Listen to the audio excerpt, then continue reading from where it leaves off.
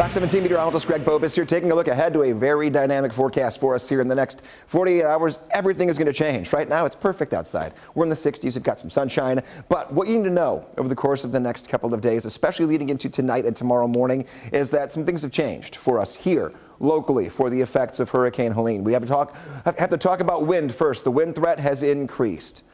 With that, we have heavy rainfall and possible wind strength that could be up to tropical storm force here in our eastern counties. That means upwards of 40 to 45 miles per hour during the morning commute with heavy rainfall. Timing is not good for us here when it comes to all of that. Taking a look, flooding rain here for your Thursday, Friday, and Saturday. It's a medium risk for us here. We're going to have rain that comes within these heavy bands, and they'll be over and over starting late today. Really, our first thunderstorms, and I'll show you on future track in a few seconds, we'll start moving in early this afternoon. Most of the heavy rain, though, will be late tonight into tomorrow morning. That's also when our wind gusts will peak, late tonight into tomorrow morning, and those will die down throughout our Friday. Big picture is we're not even close to this making landfall yet.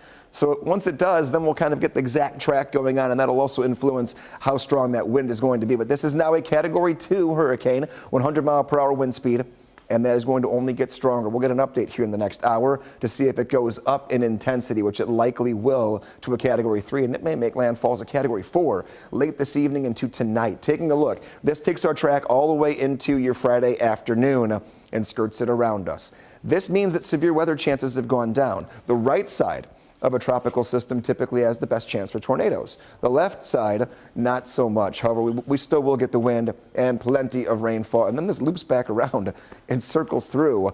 It's going to be with us for a couple of days. The heavier rainfall again, then the two code red days are today and tomorrow. Like I mentioned, there's blue sky.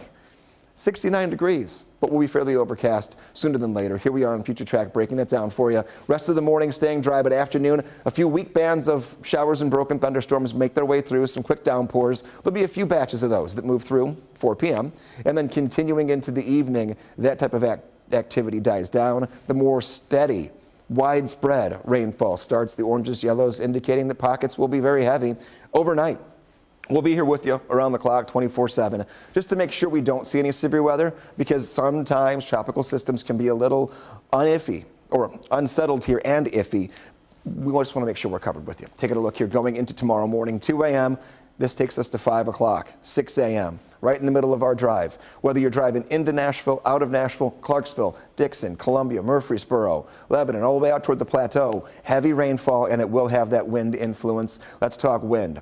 Afternoon starts getting breezier. We'll have wind gusts by the time we wake up tomorrow morning. Here's 5 a.m. for your Friday in the 25 to 30 mile per hour range in our eastern counties. The red area is showing 35 to 40 mile per hour wind.